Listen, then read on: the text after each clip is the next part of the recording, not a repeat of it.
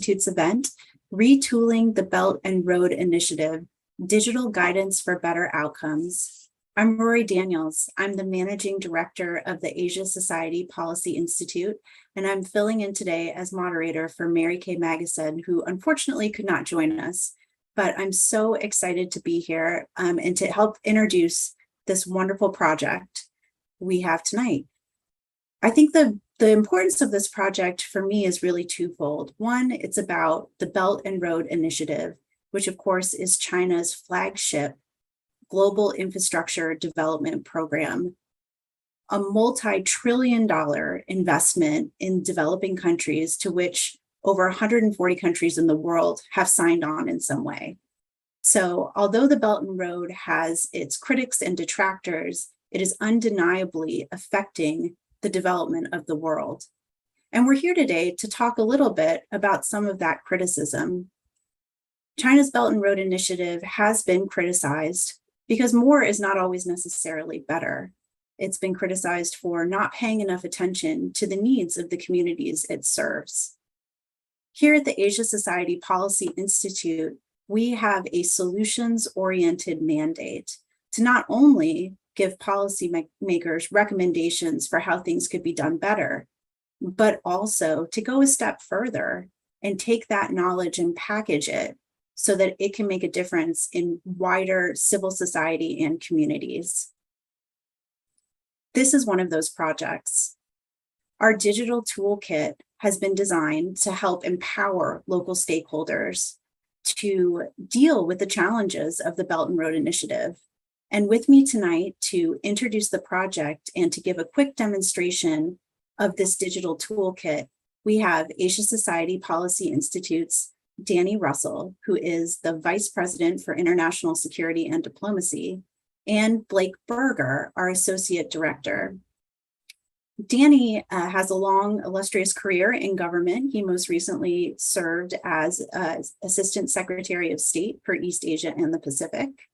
And Blake has been working with us at the Asia Society Policy Institute for a number of years, particularly on issues related to Southeast Asia. In a little while, we'll open up this conversation a little wider so we can discuss the implications of the digital toolkit for the communities affected by the Belt and Road Initiative with some experts on global development, particularly China's engagement in global development, Shawn Shieh and Jessica DiCarlo. But for now, I'd like to turn it over to Danny to give us a broad introduction of this project.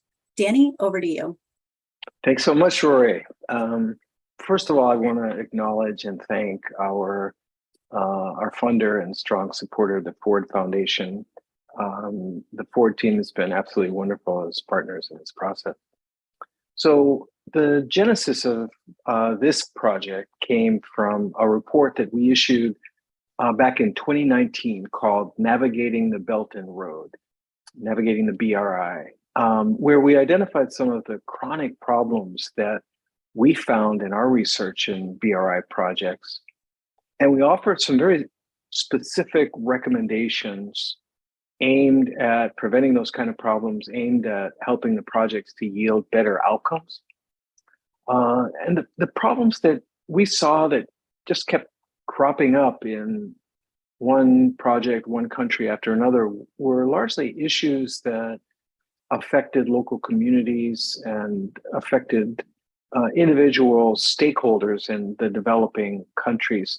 Things like land rights, labor standards, health, safety, those sorts of things.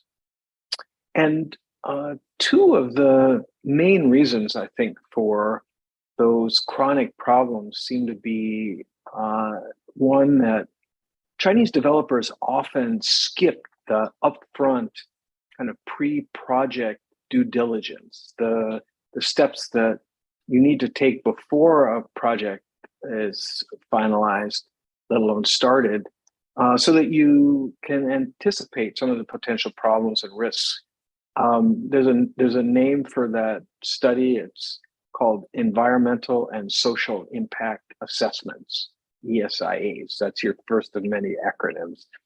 The second thing, though, that we found as one of the drivers of these chronic problems was that in project after project, there was little, or in many cases, no real communication between the Chinese project managers or construction companies and the affected local communities. Some of it was language issues, but some of it was that most developers thought that as long as they got the green light from the power holder in the capital, they had the authorization, and sort of that's it. So the issue of what the local people want, don't want, are concerned about, their interests, at best that seemed to be an afterthought.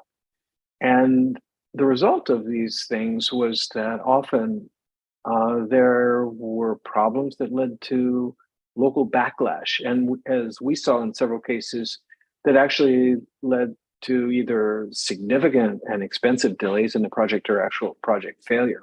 So we recommended that BRI project planners ought to conduct a very thorough ESIA to scope and to de-risk the project, and do that in the design phase, not scramble once the problems start. And second, that we urged the developers and the construction companies to be sure to consult local community members and try to keep them informed throughout the project life cycle, since, among other things, talking to the local community serves as an early warning system for things that may be going wrong in the project. And the managers in the company and the project managers really need to know that earlier the better. But we made these recommendations. I, however, having had a career in government as a policymaker, serving in Washington, but serving mostly in the field, and also working for ASPE, a think and do tank, as you explained, Rory, I understood that identifying a problem and making a recommendation is at best only half the battle, right? It's a good start, but it doesn't get you where you want to go, because it's one thing to tell people what they ought to do, right? And why they ought to do it. It's a very different thing to show them how they can do it.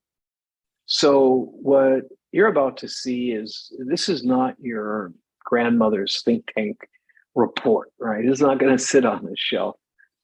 We designed a kind of user's manual built around these two basic recommendations, something that would give both groups, the Chinese side and the local side, practical tools that they could use to prevent problems and to safeguard their own interests, frankly. So we created what we're calling a digital toolkit, and that really is a microsite that provides practical how-to information.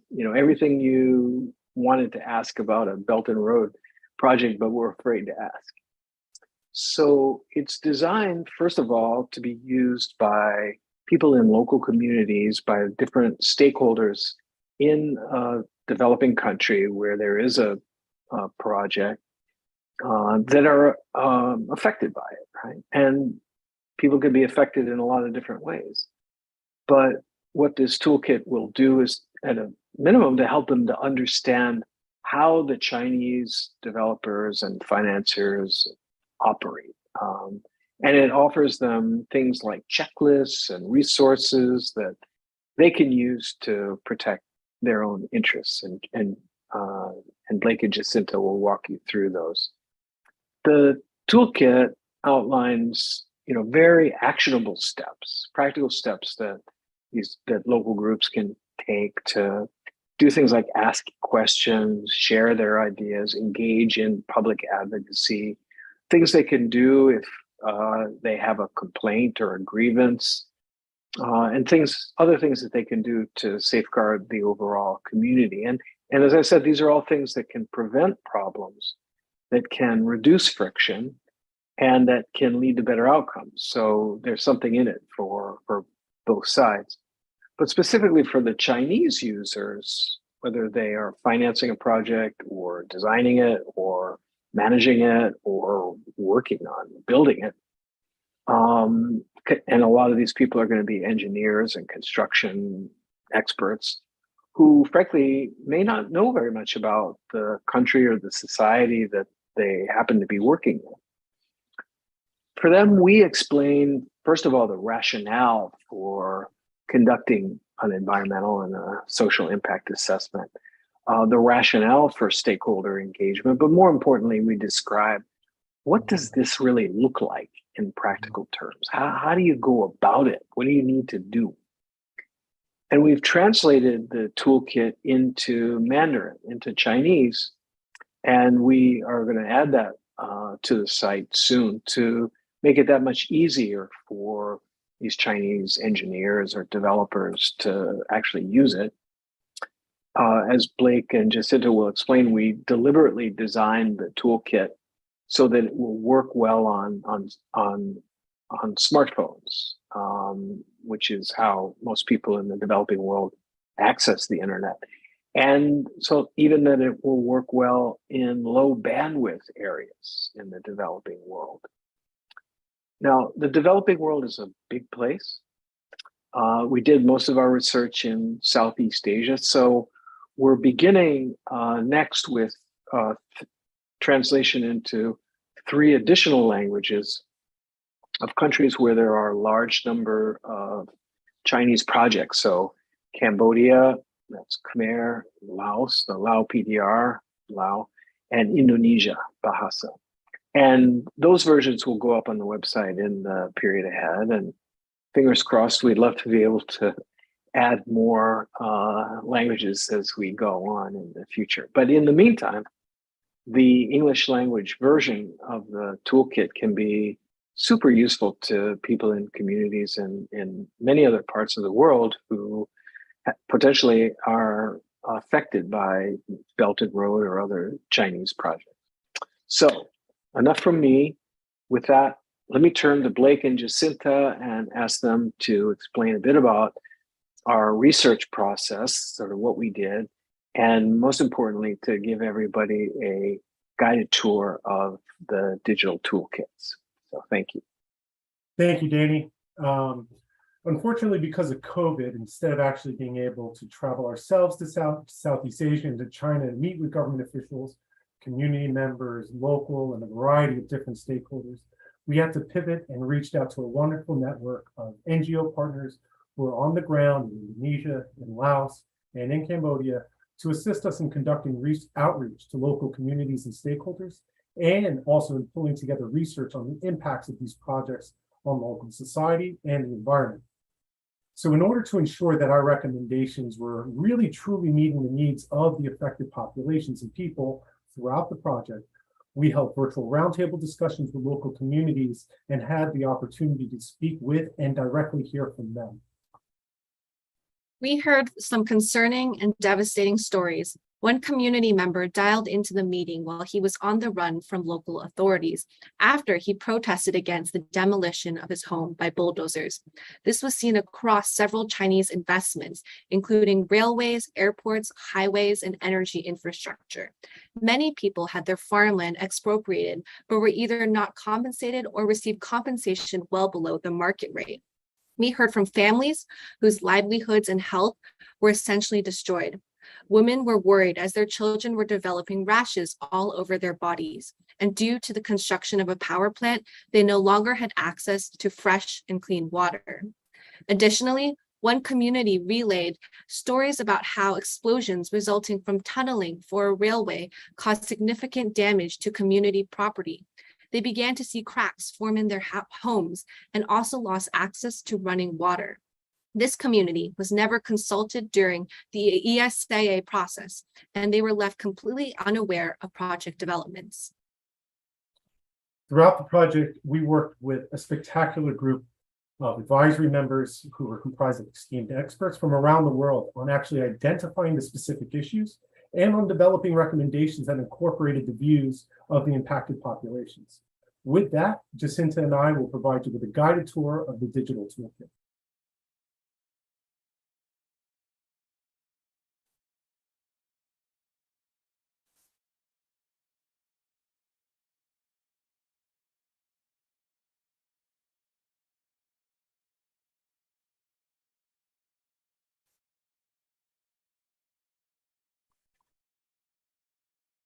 Can everyone see the toolkit okay?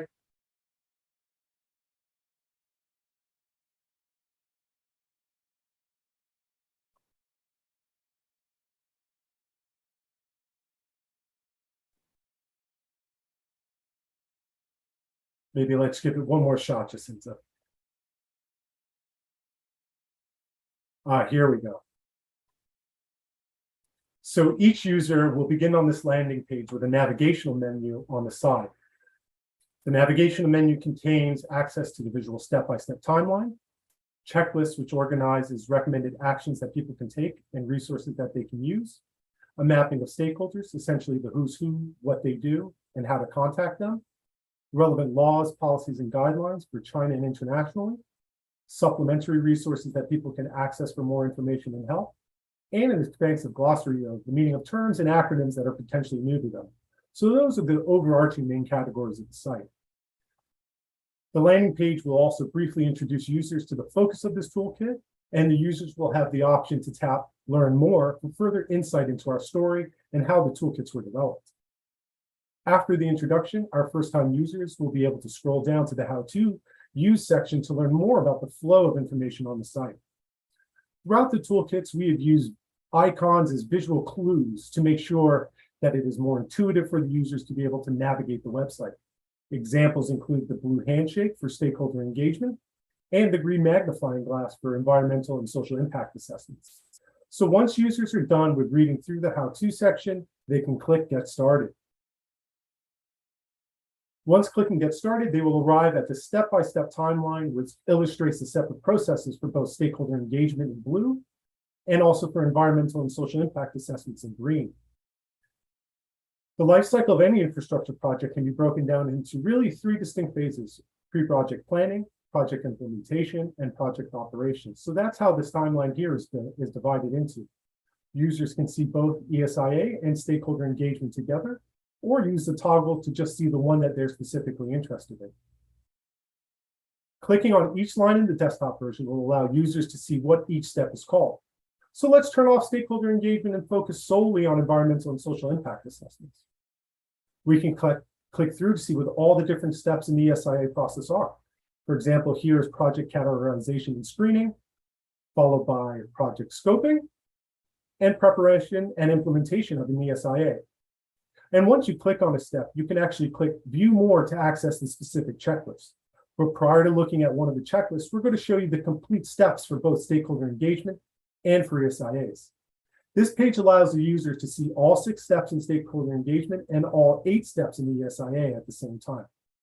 But let's just say you're a user from Southeast Asia seeking to better understand how Chinese developers or contractors are actually supposed to engage with the affected people and other local stakeholders.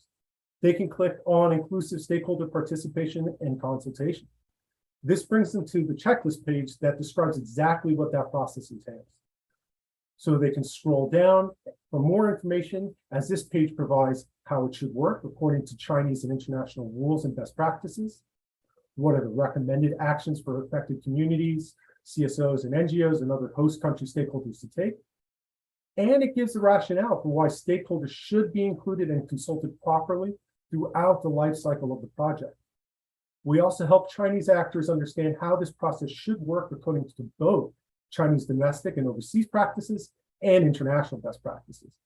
The checklist page also provides links to helpful sample documents, handbooks, and other websites. Users can also reach this checklist page directly from the step-by-step timeline. While the checklist references the role of various stakeholders and users that could be involved in the Belt and Road project, the stakeholder page is really meant to help 4 distinct groups. First, help communities that could truly benefit from various stakeholder support. Second, help CSOs and NGOs in the region and internationally build a network and find other groups that are working on these issues pertaining to inclusive and sustainable infrastructure development. Third, provide host country governments, particularly local officials, with more information about who to engage in the process and how. And fourth, help Chinese stakeholders understand who beyond government officials should be informed and consulted on BRI projects and why that's in their interests. So let's just say a user is interested in learning more about CSOs and NGOs and that they want to reach groups that can assist them in facilitating dialogue with Chinese contractors, developers, or financiers. They could click onto that specific category. Users can then learn about the roles and responsibilities of each type of stakeholder. And here they can learn about Chinese organizations, international organizations, organizations in their own country, or organizations in other BRI host countries. For example, let's click on international. This brings users to a page with dozens and dozens of international organizations that could, or actually potentially already do, provide support to local people affected by Belt and Road projects. Let's click on the Business and Human Rights Resource Center. Here, they can get a description and the addresses, email address, websites and phone numbers, fax numbers, and the social media accounts. But let's just say users would also like to learn more about specific Chinese or international laws or policies or guidelines. They'd be able to click onto this next section of the toolkit. Chinese contractors actually may be particularly interested in accessing the relevant Chinese laws, policies, and guidelines all in one place. Or community members or local CSOs or NGOs can check the relevant Chinese laws or policies, as well as what international best practices are, so they know what they can ask for and know how to make their case. So for example, let's click on Chinese.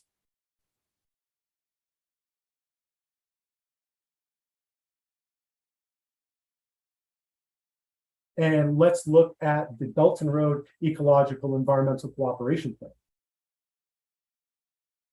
Here, they'll be able to see who the issuer is, key points on both stakeholder engagement and ESIAs, as well as links to the full version and other related documents, such as the guidance on promoting a green Belt and Road. Additionally, we've also collated relevant resources for each step, each checklist step, and for additional areas of potential interest. So for example, let's click on ESIA.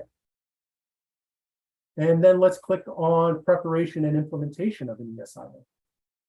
Here, users can access a range of information, sample documents, and templates that they could find helpful.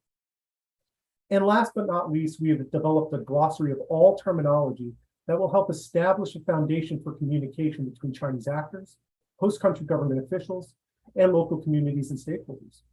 There are lots of terms and concepts that may come up in discussions about a project that people, or for that matter, Chinese construction managers, may not be familiar with. So we categorize this glossary so users can, for example, scroll down to corporate social responsibility and get a definition, as well as where we got the sources from. Our glossary is drawn from a combination of Chinese sources, for example, like the China International Contractors Association, and international sources like the UN Industrial Development Organization. So all parties can have a common understanding of the key terms and acronyms and be able to engage in constructive dialogue to improve Belt and Road projects. With that, thank you so much, and we can end the screen share now. Back over to you, Rory.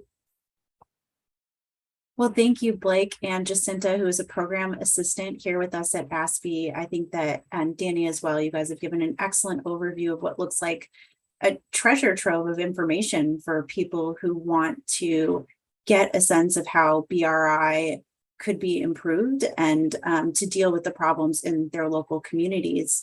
I'd like to take the opportunity now to welcome two additional outside experts, Shawn Shieh and Jessica DiCarlo, into the conversation. Shawn is the founder and director of Social Innovations Advisory Limited and has worked on improving resilient civil societies in China and the Global South for many years. He has a number of affiliations and has written extensively and published extensively on China's political economy, corruption, civil society. He also maintains a blog on NGOs in China if you're interested in learning more. We also have with us Jessica DiCarlo. Jessica is a postdoctoral research fellow at the University of British Columbia. Her doctoral dissertation was on ethnographic fieldwork in Laos and China, where she examined construction and planning of the Laos-China Railway. She's also worked and lived in Asia in a number of capacities since 2008, including in China, Nepal, Tibet, India, and Laos. Shawn and Jessica, thank you guys so much for joining us. I want to talk a little bit more broadly about some of the issues that this toolkit could address. So Shawn, if you don't mind, I'd like to start with you. I think that Danny very adeptly described or linked the lack of due diligence by development firms, particularly by Chinese development firms in the BRI, to the success or failure of their project to thrive in a local community. But I think for many of our guests and listeners tonight, this idea of an environmental social impact assessment is something new and a little bit technical. So could you walk us through the background on an ESIA? What are the steps that would be important to take, and why are they important to the local communities? Thank you, Rory. Yeah, so first of all, I just want to congratulate Asian Society Policy Institute on developing these toolkits. I think, you know, there's been a lot of research on the BRI, but not many organizations have taken the next step to really develop tools or methods to help communities and civil societies in developing countries. You know, this is a great set of toolkits, and I think will serve as a really good model for other communities and civil society organizations that I think want to engage Chinese stakeholders on the Belt and Road. Yeah, on the toolkit specifically, I think that you know, these are really critical toolkits. I mean, and for example, the ESIA process. I mean, I think Danny already alluded to a number of, and I think Jacinta, to a number of cases where ESIA, the environmental and social impact assessment, wasn't really carried out very thoroughly. And this is a critical step, you know, before the project is actually implemented, to really understand what the environmental and social impact is on communities. I mean, it really varies across countries. Every country has their own sort of ESIA laws and regulations, but you know, typically it involves meetings with communities to try to understand the environmental and social impact assessments. Typically, the ESIAs are carried out by consulting companies. So an ESIA is always also only as good as the company that actually carries it out. And I think, you know, Chinese companies have been very good about finding consulting companies that will carry it out in a way that will just be you know, expedient. So I think, you know, that's something that really needs to be improved on, that communities are really not properly consulted in these processes. Meetings are called sort of at the last minute. People don't understand why the meetings are called, what's the reason. They're often not given any warning about the project coming to their communities. And of course, you know, the consultants will present the project in the best possible light. So I think, you know, there's a lot of issues involved regarding the ESIA process. And there's a number of other areas, I think, you know, that these toolkits address. I mean, again, the need for better sort of communication channels between the communities and the companies themselves. I mean, setting up sort of community teams, or, you know, community committees that can communicate with somebody to engage the companies, as well as, you know, grievance mechanisms, I think, are another important one. You know, having some kind of channel for feedback from the communities as well. So, you know, I think all these areas are things that there's a lot of work to be, a lot of improvement that is needed. Yeah, thank you for that. I want to get into the issue of feedback from the local communities momentarily, but it sounds like, from what I'm hearing, there's actually a value for the developers as well in doing these environmental social impact assessments, that it's really not just the local communities that benefit, but the surfaces problems that would be, you know, easier and maybe more efficient to address ahead of the project moving forward rather than after the fact. And you know, given the very disturbing stories that have surfaced during the course of your research, certainly I think things that everyone in the process would like to avoid. Jessica, I'd like to turn to you. How are local communities seeing Chinese developers and BRI projects now? Has this, you know, the barriers to communication that have been described, and the feeling that these Chinese developers are very removed from the process, that they're working through consultants, how has that affected local communities' perceptions of Belt and Road Initiative projects? Thanks for that question. And I'll also second Shawn's sentiments that this toolkit is really going to offer a comprehensive and important resource to a huge range of stakeholders. I think when we talk about local communities, that's one of many. So really great work to the team over there. And thanks so much, Danny, Blake, and Jacinta for involving me in this project. It is so important, I believe, to translate academic research into policy and practice. So I really appreciate the opportunity to do that. Gosh, where to begin with local perspectives? They're entirely varied, of course. I can speak to things, and I will speak to things today from perspectives that I gathered in Laos. So I guess I want to just kind of at first start with some of the issues that came up across our research in villages and with certain stakeholders, and what's happening, and then those in turn shape perspectives of projects. But you know, in some places there has been more job opportunities for wage labor. There has been technology transfer to communities, various knockoff effects of these investments. So I have seen those effects from people, and I'll talk about them more. And then a lot of what we've talked about, kind of the local environmental degradation, pollution to rivers.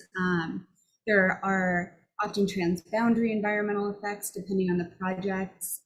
In my own work, I've focused a lot on land. So land acquisition or appropriation, compensation, and in turn, kind of the local livelihood impacts of increased food insecurity. And that could be from the environmental degradation or loss of land or access to land that people were once farming. Also, sometimes poor labor standards, health impacts. So a lot of the things that you've talked about. Around some of my land work, one of the things that I found often overlooked, we tend to talk about displacement, dispossession of people from their land and resources. But I found that around a lot of these large projects, it was really the suspension of livelihoods and the waiting that people were held in that was most disruptive. They were told when the project's done, you'll be able to get your land back or resume life as usual. But there's kind of this precarity around waiting. So I found that to be one way. If people were directly affected by a project, that kind of waiting and suspension really shaped their views. So I guess to answer your question on views, one way I've been thinking about this in Laos and the railroad is kind of a corridor perspective to parse apart the different local perspectives. So I found in closer to border areas with China, local Lao people, a number of them said, you know, this is China and Laos as usual. You know, Chinese people come over to the border, we speak Chinese, there's Chinese radio. So kind of a business as usual sense for folks that maybe weren't directly affected by projects. Other people, I remember talking to friends, younger nieces and nephews who were very excited about employment opportunities that the railroad would bring. So there's kind of this hype around it. And then it was really communities that were close to construction and what we're talking about now with impact assessments who were disrupted. So local views of projects tended to be less about a BRI frame and more about a disruptive infrastructure. And there was partial talk of it being a Chinese project. And also a really important point people made was that you know, local governments were often involved in these impact assessments or various monitoring evaluation tools. So I think what was really interesting about it was that it was simultaneously a BRI issue and also pointed to some of the bigger structural issues in Laos. And I'm happy to go into more as we keep talking. Yeah, thank you for that. I think this idea that the BRI is not just, you know, China going into an external country and doing whatever it wants, but it's often helped along the way, not only by, you know, local governments that are seeking development for legitimate reasons, but also by people themselves who are making their own cost benefit analysis based on how close they sit to the project, on how the project is affecting them. Danny, you spent a lot of time talking to people about exactly this topic. What are the incentives for the project and how is the project affecting them? Could you walk us through some of the reactions that you saw in the local communities to these BRI projects? Yeah, thank you, Rory. Look, I guess I'd answer this in two different ways. In terms of actual reactions, as you alluded to, you get different responses from people in different parts of the food chain, so to speak, in different parts of the process.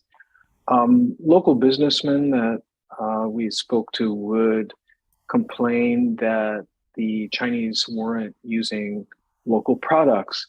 I'll never forget speaking to one businessman who was explaining his frustration and who finally threw up his hands and said, the Chinese even brought their own nails. Um, so the one issue, of course, is procurement. There was the issue we heard about from both community leaders and local officials that there weren't enough training programs to upskill locals so that they could take over the operation of a project that was designed to be transferred to local actors and local businesses once it had been built and started to operate.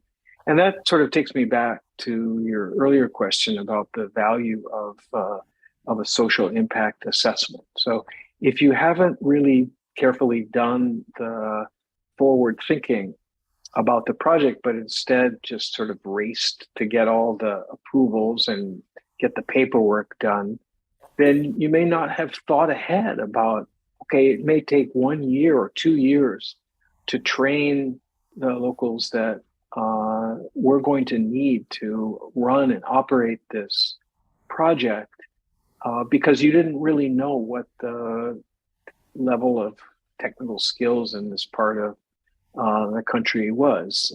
You didn't find out until too late. We saw projects where the Chinese had overpromised what it would mean in terms of local employment, but that in reality, there weren't many jobs that went to the community. And the jobs that were assigned to host country nationals all too often were jobs like driver, security guard, cook, maid, gardener, those very menial jobs. And that was a source of frustration. Jessica alluded to land problems, and there were land problems galore. Residents, farmers, landowners who lost land, lost time, lost value.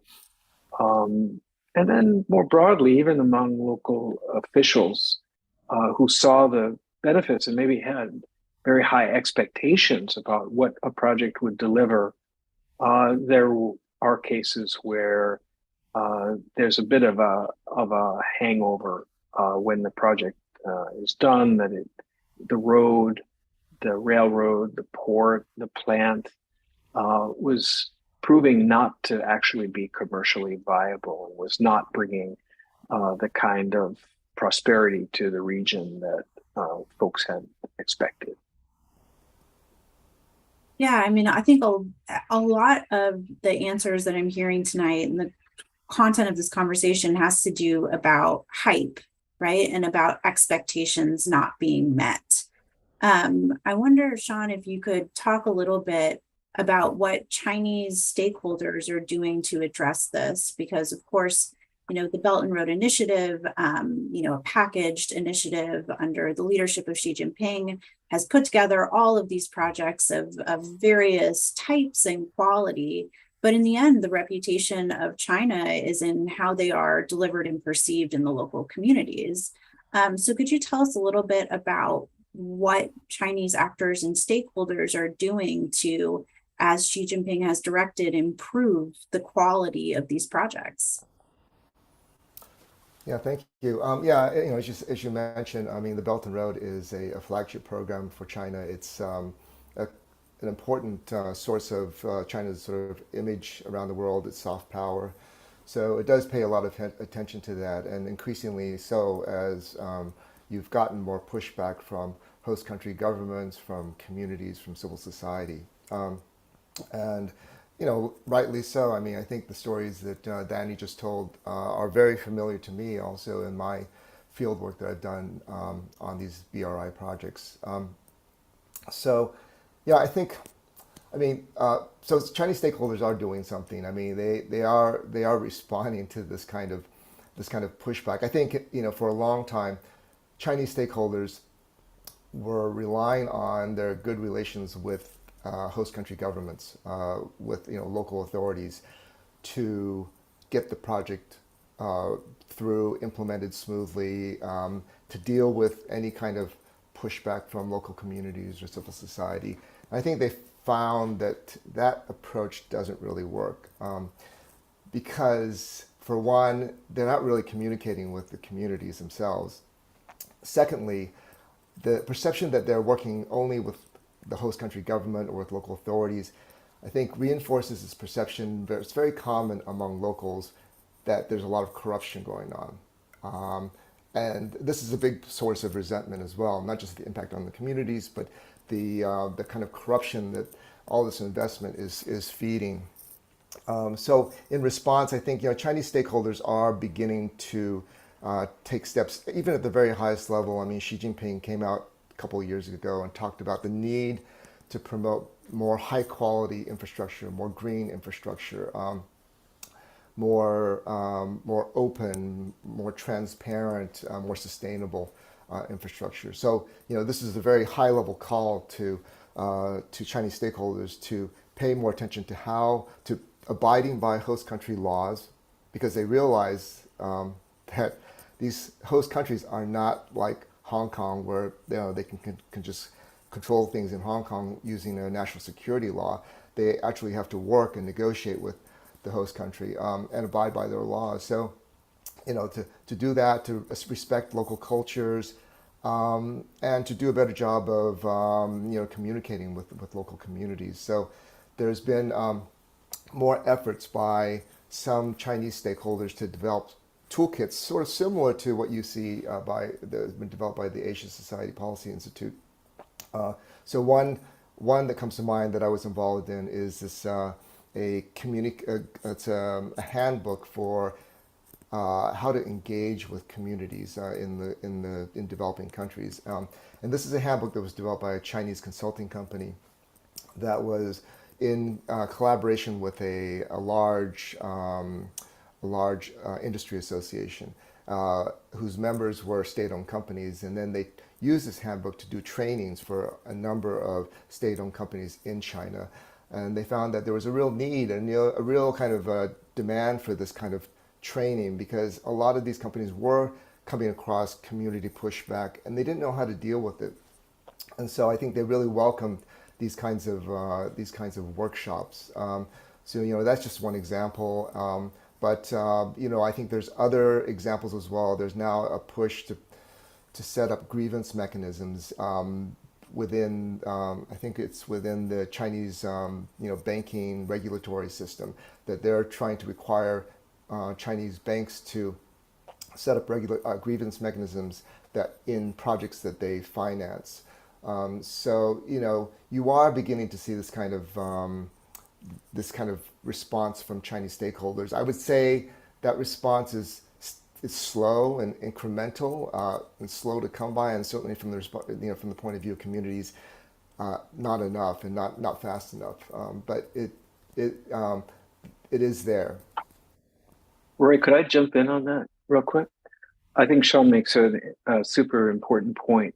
What we found was that the developers themselves come into projects believing that they are not responsible for things that the host government is supposed to be doing, for implementing local laws, et cetera. But what they find over time, and certainly what we saw, is that they may not legally or literally be responsible, but they are held responsible by the local community because, hey, it's a Chinese project. So number one, you have reputational damage to China, and that's something that has caught the attention of decision makers in Beijing.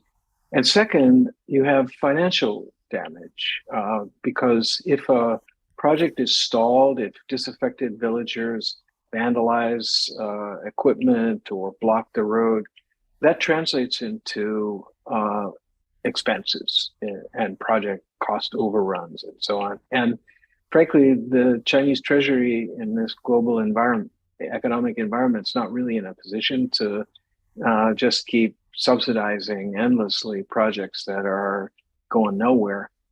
So I think these two things have contributed to creating a demand signal for the kind of tools and the handbook that Shawn mentioned, which, by the way, we've linked to in our resources. I'd add that domestically, the Chinese have many, many good mechanisms, like complaint hotlines and so on, but they haven't translated those to overseas projects. And so the purpose of our toolkit is to make it easier for the developers to do the things that they increasingly recognize are necessary for the success of the project. Yeah, thanks for that perspective, which I think, again, is a little bit undervalued.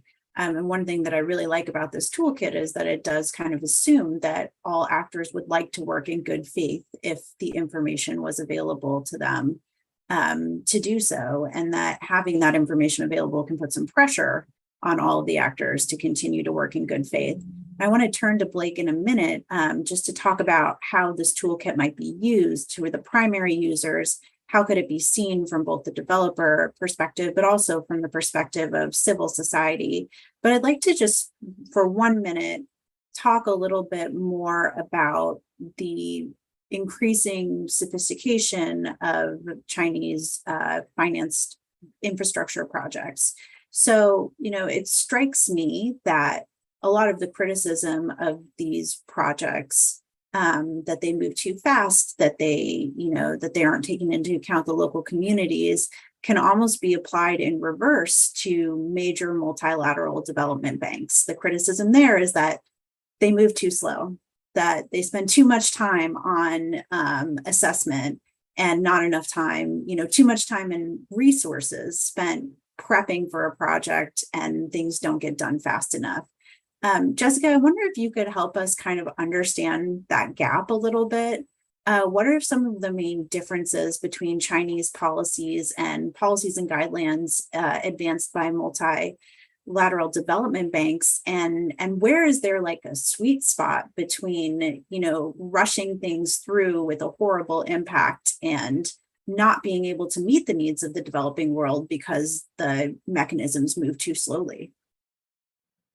Yeah, thanks for that. Great question. I have so many things I want to say to that. I think you're making me think first of kind of looking how safeguards, I guess, evolved and where they started from. So, if we kind of take a step back from China, for the World Bank, that's really where safeguards were first introduced in about the 80s.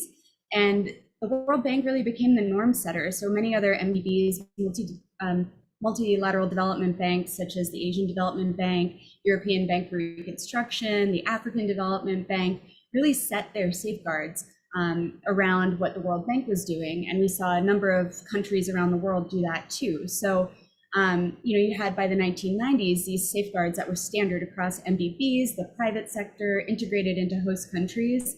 What was interesting is that it was only after longer term effects started emerging around projects did we get all these studies that said actually, the World Bank safeguards and track records are maybe mixed at best, and you kind of get that same criticism that emerged. So I'm not sure, it was 2017, the World Bank ended up putting out their new environmental, social framework. And I think watching that trajectory makes me think a lot about how China is doing development overseas today. And what's really interesting here is that in relation to China, these past 3 decades of safeguarding and kind of the limitations and failures there came with a common view from borrowing countries that, yes, projects were slow, but that these regulations were burdensome, they were extra legal, they placed conditionalities on countries. So This Chinese approach that has become popularized is really viewed as an alternative, more straightforward path to access capital, and it doesn't have the same Western conditionalities, and there's quicker project completion. So it's known as deferential financing or recognition. So the use of host country policies instead of Chinese or international policies to really speed up projects and access capital. But just as we saw with the kind of failures of World Bank policies, we're also seeing that kind of this non-interference of from the 1950s to the 2000s from China is not working. So I guess some examples, and this builds on what Shawn was saying. In 2017, you had an MOU between China's Ministry of Finance and a number of the leading MDBs to try to establish cooperation for higher quality infrastructure investments. In 2019, you had a report between the China Development Bank, one of the main policy banks, and the United Nations Development Program on trying to have more sustainable standards and harmonize across standards. And just this year, actually in 2022, China's General Office of the Ministry of Ecology and Environment issued ecological and environmental protection guidelines for these projects. So I think we're seeing a lot of similar reactions like we did compared to World Bank projects. And I'll quickly wrap up and just say, I had done an assessment in 2019, kind of comparing standards between Lao national law, multilateral development banks that work in the region, as well as Chinese policy banks. And you're absolutely correct that there's a qualitative difference in those kind of the checklists for each bank. The AIIB, the Asian Infrastructure Investment Bank, the ADB, and the World Bank share really similar lists from everything from land compensation, resettlement, environmental safeguards, grievance mechanisms, and they're very similar to the Lao laws. And it's really when you look at the China Exim Bank and CDB that you see a number of gaps there because they're deferring to Lao laws, which should actually be there because they're on the books. So I guess to just kind of wrap up this long-winded answer, I recall someone in a village was saying to me about we were talking about policy issues with the railway, and they said, well, it's not a policy issue, this is an implementation issue. And I think that's one reason these toolkits can be really useful, and that they're reaching out to different stakeholder groups that really have power to implement things. It's not just that they're on the books, but the information has to get out there. So I will stop there, but thank you for that great question. No, thank you. It's really, to me, very fascinating to talk about all the different actors, and you can have actors that are in the same country, but really following different sets of guidelines and standards, which does bring me directly to my next question for Blake, which is, how do you envision this toolkit being used? What are kind of the use cases that people would use the toolkit for, and who are the primary users from your perspective?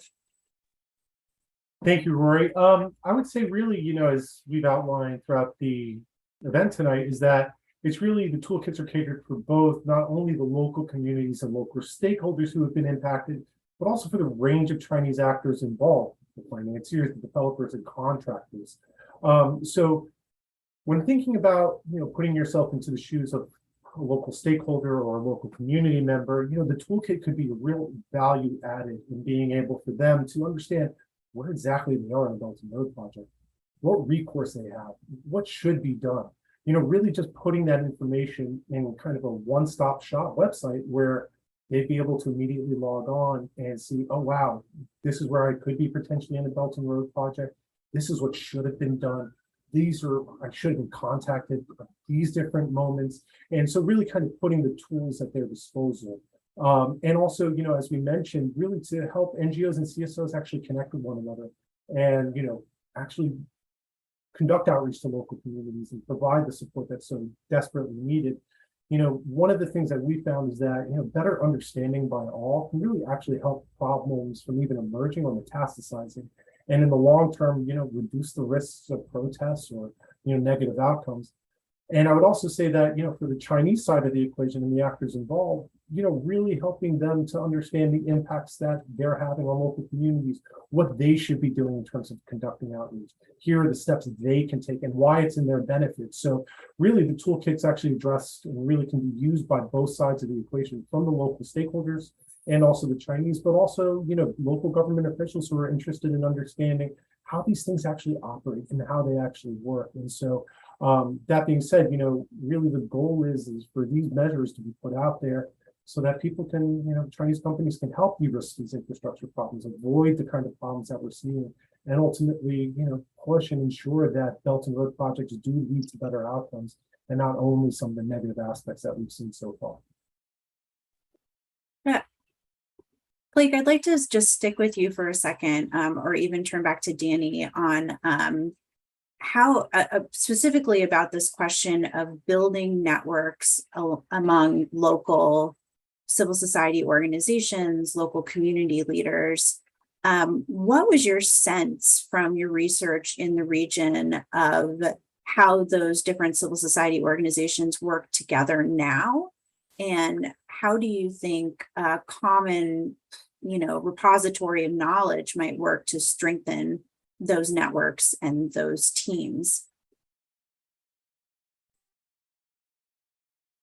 Thank you, Roy. I would say that, in our conversations with NGOs and CSOs in the region, while they may be aware of some of the groups that are actually conducting outreach or, providing support to local communities, they're not aware of the entire landscape. And that's what we've really done here with the stakeholder mapping, is really kind of provide all the different stakeholders, NGOs, CSOs, INGOs, who could really actually provide support and actually give not only the NGOs, but local communities as well, their contact information. How do you actually reach out to them?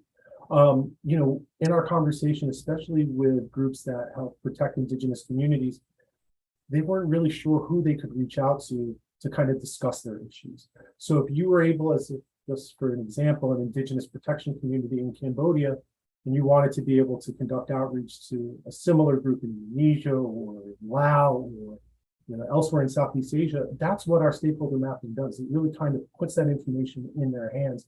They can conduct that outreach, talk about similar strategies that work, things that have not worked, and ways and potentially that they can collaborate and move forward to protect the communities that they're most involved with.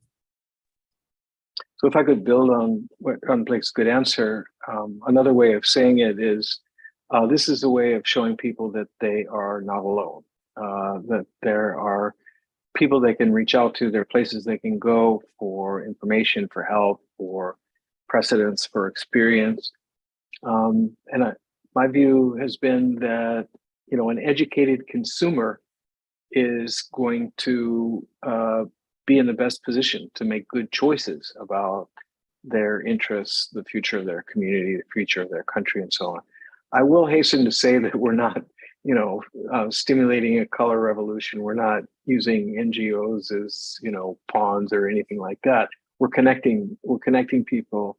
We're giving them some resources. So stakeholders, who do I call? Who would I contact? How would I go about reaching them? And that's not limited to civil society organizations or non-governmental organizations.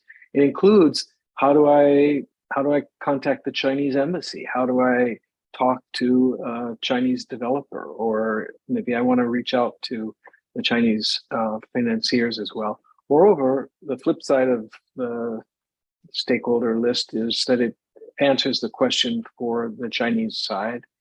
Who should I be talking to if this is what I want to do, if that's what I want to do? And if I don't want to be limited, simply always going through the middleman of the person in the capital that I've been dealing with. The checklist as well kind of answers the practical question, okay, I understand that I ought to be doing this, that it's good for the project if I do this, but how the heck do I do it? Where do I start? What's step number one? What's step number two? Resources. There's an immense set of links to a whole host of documents and case studies and organizations and guidelines. Somebody we briefed described it as the BRI Wikipedia in a way. So a whole host of resources that spares people the agony of having to hunt and peck on the internet to find things that might be relevant. And then lastly, we've talked about ESIA, NGOs, CSOs, all kinds of jargon. Well, the glossary is like a big encyclopedia where you saw on the screen a lot of variations of color of the text. Well, whether it's in the glossary or whether it's hyperlinked, people will be able to click on a phrase or a concept that they're encountering, but they don't necessarily understand, and get a crisp definition in the languages that we've been able to translate so far. They get it in their own language. And the important thing is that it's based on research that bridges the gap between the Chinese definition of a given technical concept and another international definition. Yes, thanks for that, Danny. I think that this idea that there is, experience sharing and best practice sharing is really consequential for getting a fuller picture of what is possible when it comes to development projects in the region. Shawn, I wanted to ask you about best case scenarios. Have there been instances that you know of where communities have worked, in tandem with Chinese developers to have their grievances addressed, or have pushed back against projects in a way that came to, benefit them in the long term? Yes, thank you. First of all, I just wanted to sort of piggyback on some of the other comments that have been made. I see that, this set of toolkits, ideally could serve as like a foundation for building what I like to think of as a community of practice. A community of practice sort of revolving around these different sort of issues. If you can think of these toolkits as kind of a foundation, and then on the foundation you build a house and invite people to come in and talk about these things and learn about how to use these tools. I think this is what they've created, the Asia Society Policy Institute has created here, is that kind of foundation that would be really important for moving to the next level. In terms of what has been, what we've seen in terms of a response, I think that I like to think of two types of advocacy that are going on here with regard to the Belt and Road. One is this kind of what I call insider advocacy or insider lobbying, where you have groups, NGOs and other types of groups that are going in and working with Chinese directly, sort of behind the scenes on trying to build their capacity. I think the handbook for community engagement that I spoke about last time was one example. And I think some of the toolkits here are meant for Chinese stakeholders to help build their capacity, and that is another example of that kind of insider advocacy or insider lobbying that I'm referring to. And I said before that I think that kind of lobbying, the results of that lobbying, I think, are still waiting to be seen. I think it's still kind of slow and incremental from the Chinese side, but I'd like to think that there's also this outsider advocacy or outsider lobbying that is really important as well, and that is sort of outside the sort of civil society community organizations or communities. They're engaged in media campaigns. They're not really directly communicating with Chinese stakeholders, but they're pushing back in their own way. They're maybe protesting and so forth. And we have seen results from that. I think in the early 2010s in Myanmar, there's a big copper mine that was invested in by a large Chinese state-owned company. And what happened was that the political environment changed in Myanmar. The military regime they ceded power to a civilian government, and that really emboldened villagers in that community to kind of protest, and that resulted in the Chinese company sort of kind of stepping back and saying, okay, well, we'll do a new ESIA, we will do CSR projects in the community, we will find employment opportunities for villagers. So, that was a real, I think that you could see a response, and that was early on. That was even before the BRI was coined. But then more recently, I think you've seen also in places like Kenya, in the Lamu coal power plant, you have seen that shut down because of civil society organizing around that particular power plant. And that was actually and I think also the ICBC, the Industrial Commercial Bank of China, also pulled out in terms of their financing in that particular power plant. And the Chinese embassy, the Chinese ambassador in Kenya, actually came out with a statement that supported this. This said, that China, that we shouldn't be building these kind of coal-fired power plants in places where the communities are opposing that.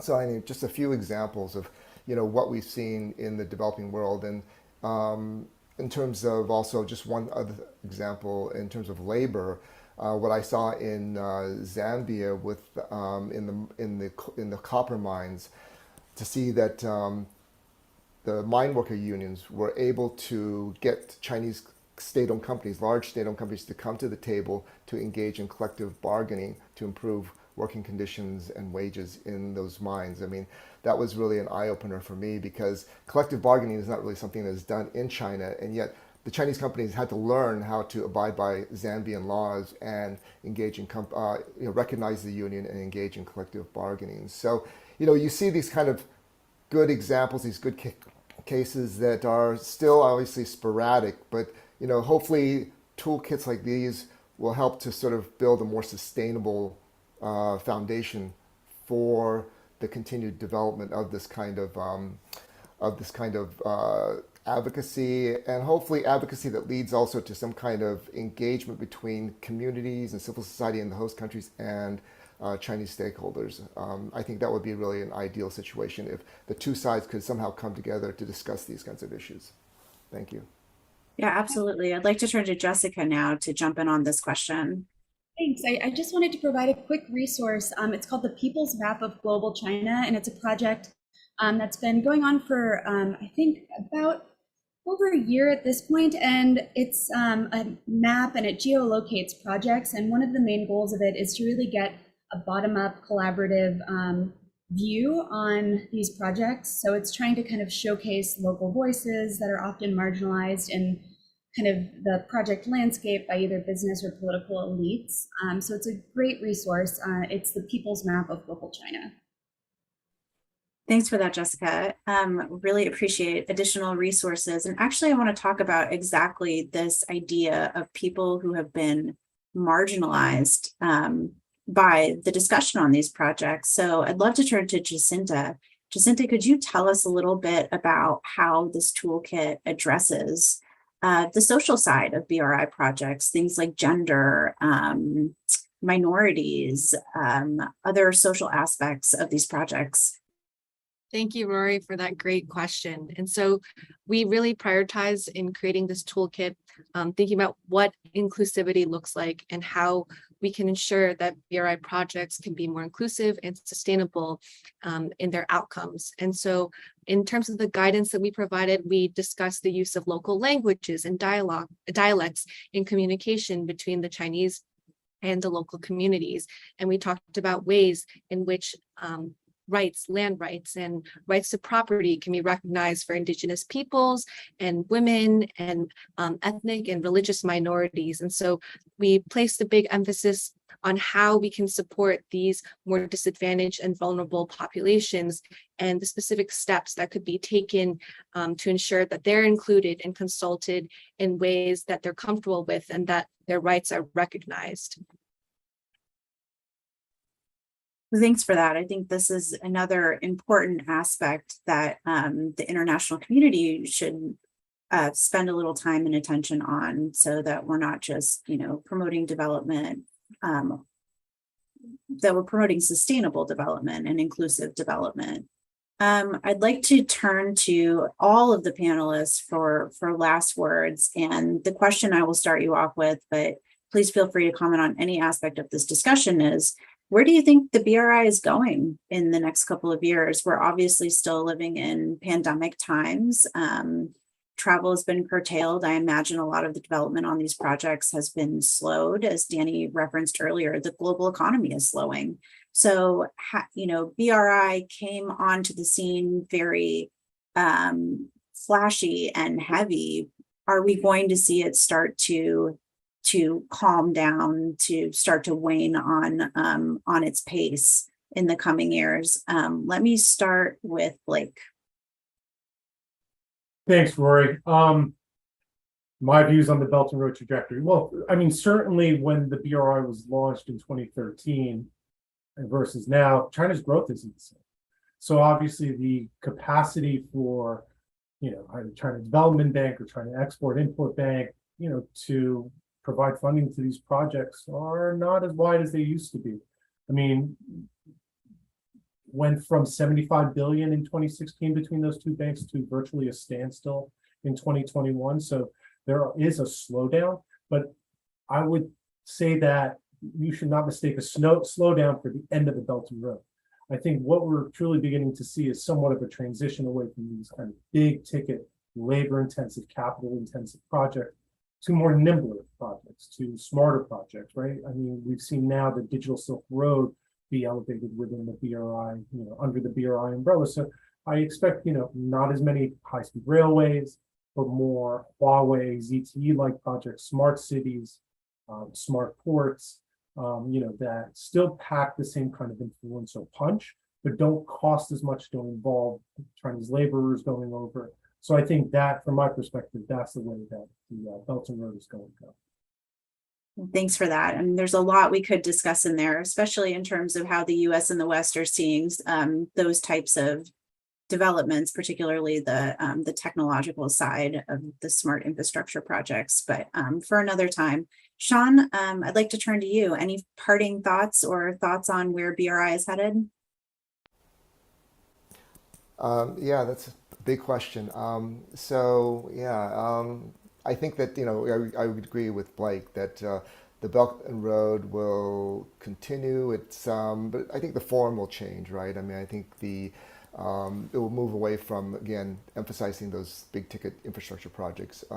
So I think we'll see more diversification, moving to sort of looking at some of the other goals of the Belt and Road, for example, financial integration, people-to-people ties. I mean, that's another important part of the Belt and Road, and something that I think needs to be, that kind of gotten a late start, but I think we're seeing more emphasis on that with the vaccine and mask distribution to developing countries. Healthcare, I think China feels like they have a healthcare system, a model that they can export lessons to the developing countries.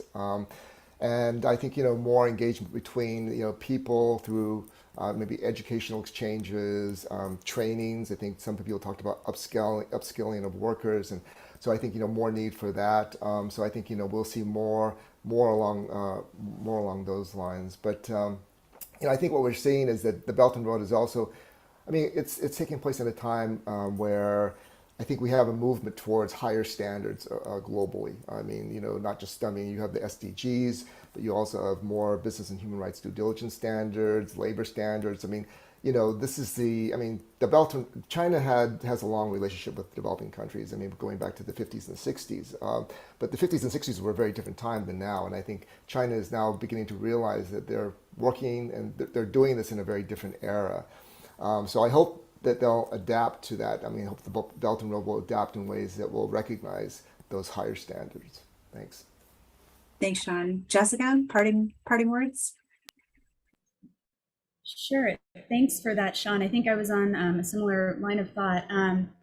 Yeah, I guess a question is really, what is the measurement of the Belt and Road Initiative? I think so often we're talking about big infrastructure projects, and as data came out pointing to slowdowns there, that would be one thing during COVID. But there's, I believe, a few different ways to think about this. One is kind of high-level diplomatic engagements, measuring trade, investment, standards harmonization as part of the Belt and Road, kind of the subnational engagement where provincial and municipal governments are engaging on their own terms. So I think as the BRI evolves, we're going to be studying these things more deeply, and we can't just measure if infrastructure finance has dropped, but look at perhaps if, what the trade and investment flows are, how subnational actors are engaging. So I think being kind of fine-tuned in how we define the Belt and Road.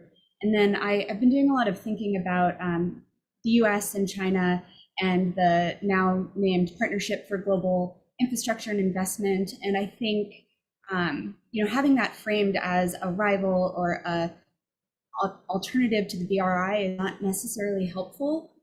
If we really want to elevate standards and practices, and I'd argue that any Western or US-led effort should not be framed as competing or countering, but really the point would be to ensure positive social and environmental outcomes if it's about infrastructure, delivering infrastructure around the world. So I guess I will I'll end with that, not framing it as competition. On to the next. Thank you. Danny, you get the final word. Thanks. Well, my fellow panelists have made some great points. What I'd say is that, in essence, the Belt and Road is not going away. It's not going away, but it is definitely changing in its character.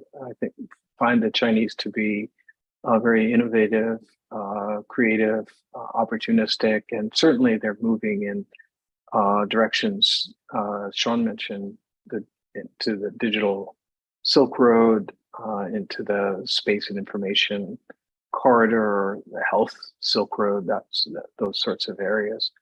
But they are making the Belt and Road more cost effective. They have to be more cost conscious because there is no longer simply the inexhaustible artesian well of money from the Chinese treasury to cover anything that had a BRI label slapped on it. The conundrum they face is that what really has to happen for the future of Belt and Road projects is for the Chinese to be able to harness foreign capital, commercial capital, international capital.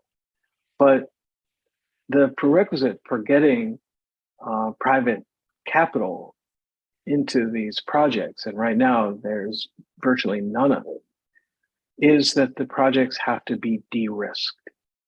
So to Jessica's point, I think on the one hand, we have this initiative, the Partnership for Global Infrastructure, that's all about mobilizing and leveraging private capital, but doesn't really have much by way of deals, let alone pure developing world construction capability.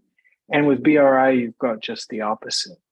So through our toolkit, through other measures, as BRI projects can become better designed and therefore lower risk, I think the door opens to opportunities for private capital. And I never thought I would utter these words, but it does meet the definition of a win-win outcome. Well, I have to close on that comment. With that, thank you so much to Jessica, Shawn, Blake, Jacinta, Danny, for taking the time today to not only walk us through this amazing new digital toolkit that's been developed, but also to talk about some of these larger issues, the motivation for putting this information in a centralized place. And clearly there's more to discuss. So I hope we'll have an opportunity to come back later dates with more work from the Asia Society Policy Institute and to continue this conversation. But with that, I'd like to say good night or good morning to you wherever you are. And thank you so much for joining us.